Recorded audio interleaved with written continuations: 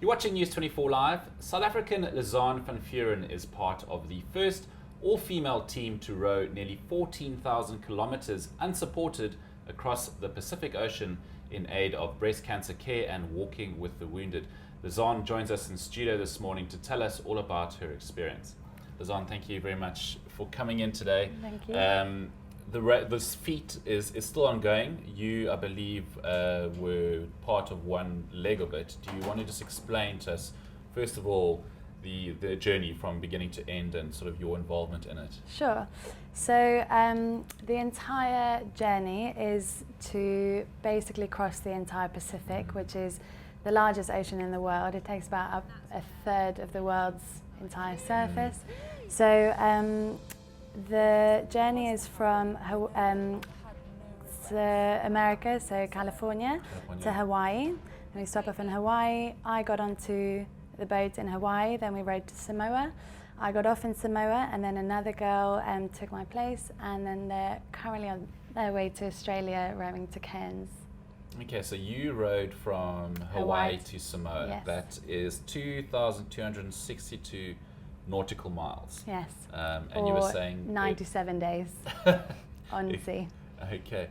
What was the experience like? I mean, the four of you, you've got a physio on board as well. Yes. And otherwise unsupported. What are some of the challenges, and how do you make sure that it's all flowing and sort of no infighting and all of that, or was there? No, there actually wasn't. There was one disagreement about noodles, but that's towards the end when we were running out of food, and it became a joke. But we had an amazing support prior to the row from our sports psychologist. So he got us ready and prepped us as a team so that we can work well together. And to be honest, that was the biggest thing, was we worked amazingly as a team.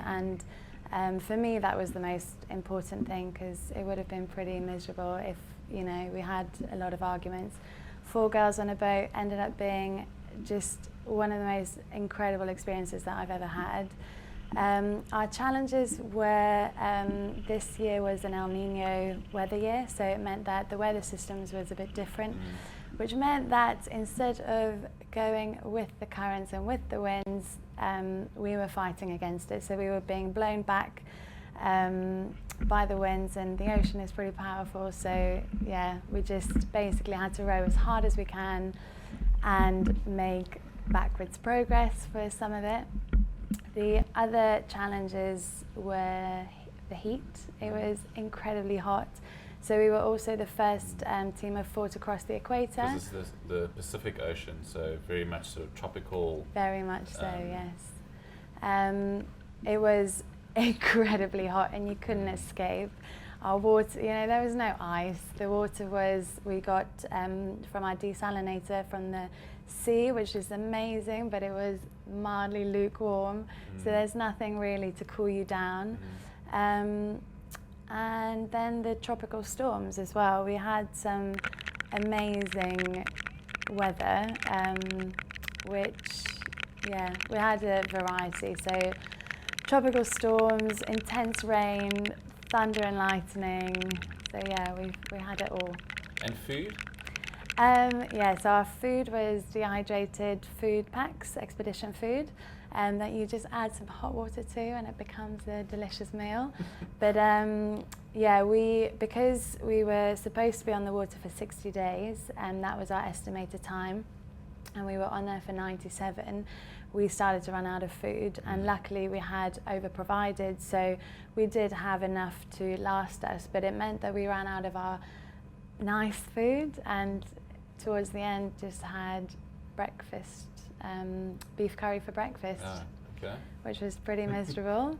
But we were very fortunate in that we had enough of everything.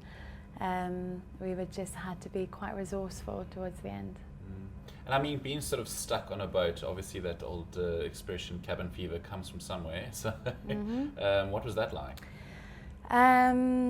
I didn't mind it too much. It was actually, I quite enjoyed the interaction with all the girls. And like I said, we just became such close friends.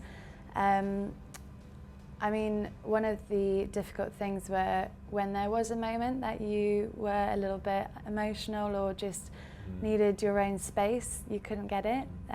You couldn't get off the boat. What kind of contact did you have with the mainland and with your families, etc.? We could phone. We had a phone call via the satellite phone once a week. And then people could email. So we got lots of emails from friends and family on land. And we did a daily blog, so people can still follow that now, of our experiences on land, on the boat, and just what we were going through. So yeah, it was possible, but it wasn't. There wasn't a lot of contact.